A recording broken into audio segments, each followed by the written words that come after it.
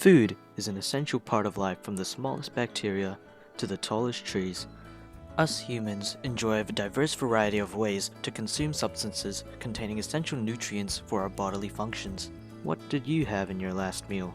Cereal and milk? Some cup noodles maybe?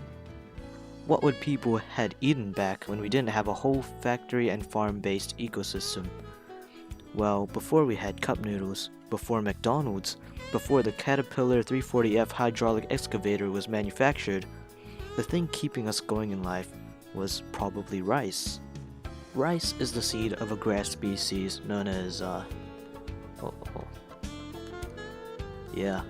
Rice was first domesticated or farmed in China over 5,000 years ago. It's normally hard like plastic, but with some water, it can transform into what is one of the most consumed foods in the world today. It goes with pretty much any meat and vegetables, and it is capable of absorbing soup. Are you tired of boring meals? This video is for you. This demonstration will teach you how to prepare rice ready to cook in a rice cooker. Yeah, because I have a rice cooker. To perform this task, ideally you would need rice, a rice cooker, and a water source. Step 1. Rinse the rice. I don't know what this does, but my mom tells me to do it. Preparing rice isn't something you want exact measurements for. You want to rely more on instinct, because at the time of recording there wasn't enough rice to actually fill the cup I was using. You want to put however much rice you're going to cook into the metal bowl container thing that the rice cooker hopefully comes with. You then head over to your water source and transfer your water into the bowl with your rice inside. Now might be a good opportunity to thoroughly wash your hands to avoid starting a global epidemic. Put enough water for it to go slightly above the rice. Now just move it around however you want. Whatever gets the water to absorb the rice thingies and get the water to turn white. You could toss it, spin it, you could pick it up, then drop it, stir it, do a backflip, do whatever. I don't know, because I'd be completely possessed by some sort of spirit at this point. Once the water is completely white, you should carefully toss the water out without spilling A single grain of rice. There is punishment for those who spill a grain of rice during this process. Personally, I just slowly pour it out to make sure not to pour the rice with it.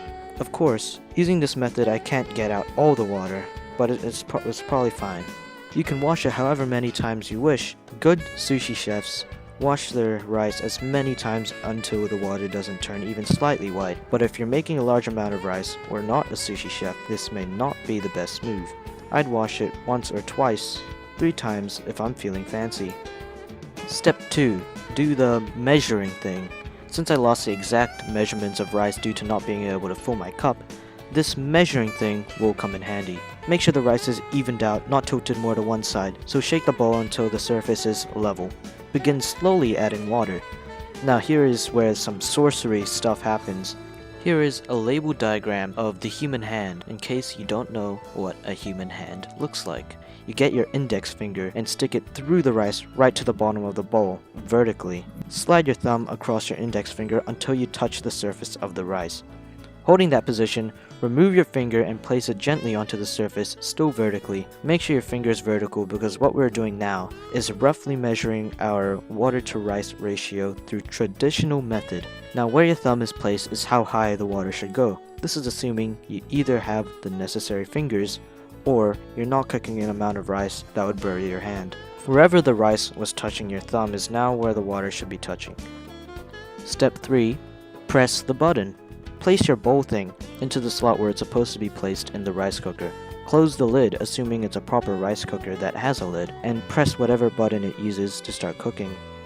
Different rice cookers may have different buttons, but what you want to look out for is the type of rice you're cooking. Some rice cookers have different settings for different kinds of rice. Examples: sushi rice, and maybe cooking things that aren't rice. Make sure it is on the setting that makes the kind of rice you want to make. Assuming you followed my instructions, then you're making normal rice, and so just use the rice option or whatever it's called on your rice cooker. If you don't have a rice cooker, I can't really help you, and shame on you. Now that you have pressed the start button on the rice cooker that you have, after maybe 10-20 minutes or whatever, it should be ready. And if your rice cooker works, it will tell you it is ready, however it does. My one changes lights. Once you open the lid, you should be greeted by a rising body of steam, along with your now shiny and fluffy rice. Hopefully it's easier to eat than when it felt like plastic. In conclusion, get a rice cooker and enjoy.